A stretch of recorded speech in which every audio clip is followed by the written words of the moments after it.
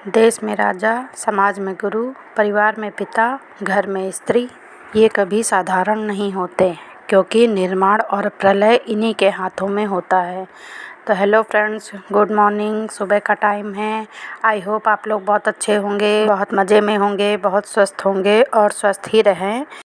ऐसी ईश्वर से कामना करती हूँ कि सभी लोग स्वस्थ रहें, मस्त रहें और हमेशा हंसते रहें। और यहाँ पर सुबह की चाय चढ़ी हुई है और अब मैं गर्म पानी से जा रही हूँ दवाई लेने के लिए। जो मैं सुबह थायराइड की पिल्स लेती हूँ तो उसे खाने जा रही हूँ।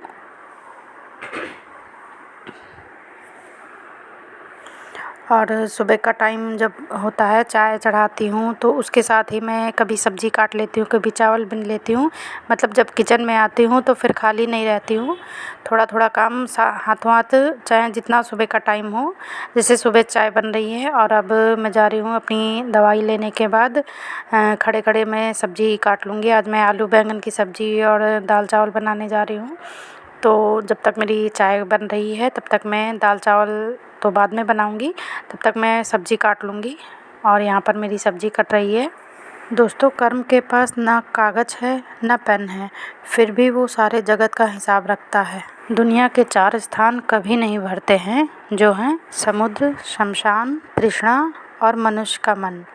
तो दोस्तों, ये तो हकीकत है कि हमारा मन जो एक समुद्र से भी बड़ा है मुझे लगता है, क्योंकि इसमें एक इच्छा पूरी करो, दूसरी पूरी करो, तीसरी, ऐसे ही लाइन लगी रहती है। हमारा मन तो वाकई में कभी भी नहीं भरता है किसी भी चीज़ से।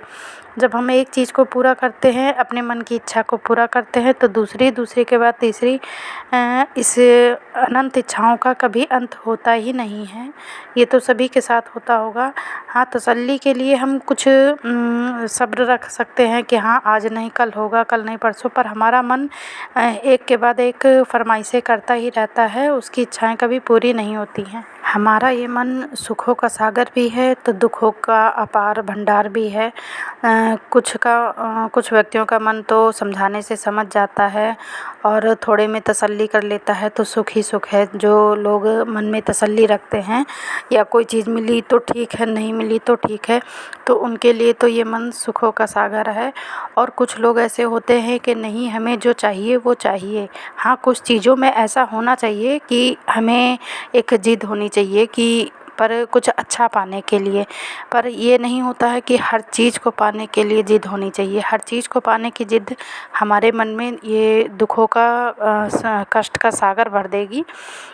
इससे हमारे मन में हमेशा के लिए एक कुढ़न जलन होने लगती है। फिर हमें सामने वाला व्यक्ति भी ख़राब दिखता है कि अरे उसकी सारी इच्छाएं पूरी हो रही हैं और हमारी नहीं हो रही हैं। तो इस मन को जितना हो सके अपने कंट्रोल में रखना चाहिए। ये तो सही है कि इसकी इच्छाएं अनंत होती हैं, कभी पूरी नहीं हो सकती, पर थोड़ा सा कंट्रोल करना हम सभी की जिम्मेदारी है अगर हम अपने जीवन में सुख और शांति चाहते हैं। तो श्री कृष्ण भगवान भी कहते हैं कि जीवन में जो कुछ भी होता है अच्छे के लिए ही होता है। बुरा वक्त भी हमारे जीवन में इसलिए आता है ताकि हम अच्छे वक्त की कीमत को समझ सकें, और लोग इसलिए बदल जाते हैं ताकि हम उनके असली चेहरों को पहचान सकें। वो क्या थे और हम उन्हें क्या समझ रहे थे। समय पड़ने पे ही पता चलता है कि सामने वाला हमारे लिए अच्छा है या बुरा। वो सिर्फ हमारा फ़ायदा उठा रहा था या हमें मुसीबत में हेल्प भी कर सकता है। और परेशानियों का क्या कहें, ये तो हमारी ज़िंदगी का एक हिस्सा है। अगर परेशानियां नहीं आएंगी तो फिर हम निखरेंगे कैसे, क्योंकि ये परेशानियां ही तो हैं जो इंसान को ज़िंदगी जीने का सही तरीका सिखाती हैं, उन्हें मजबूत बनाती हैं, परेशानियों का सामना करने की हिम्मत देती हैं।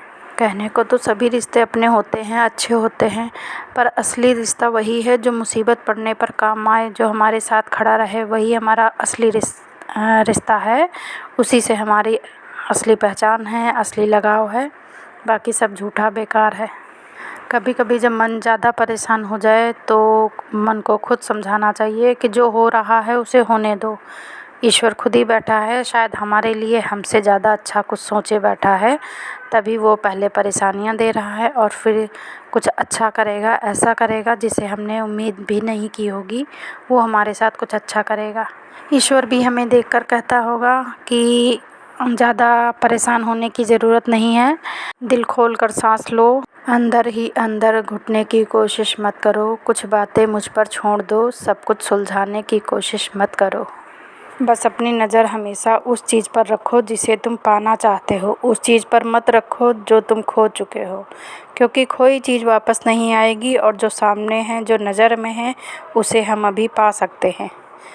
तो बस इसी पॉज़िटिव थॉट के साथ, इन्हीं कुछ पॉज़िटिव लाइनों के साथ देखिए मेरा आधा काम हो गया है और अब सारा काम होने के बाद किचन की सफाई हो रही है।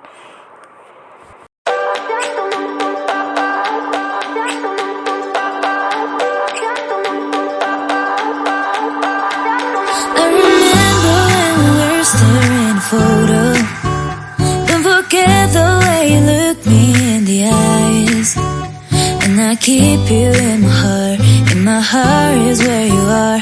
I still think of you, I want you coming back. I remember when we were staring photo, don't forget the way you look me in the eyes, and I keep you in my heart is where you are.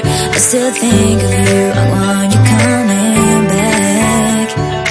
Call me when you want, baby, can't take it on my heart. Yeah, yeah, give me your love, yeah, yeah. Call me when you want, baby, can't take it on my heart. Yeah, yeah, give me your love, yeah, yeah,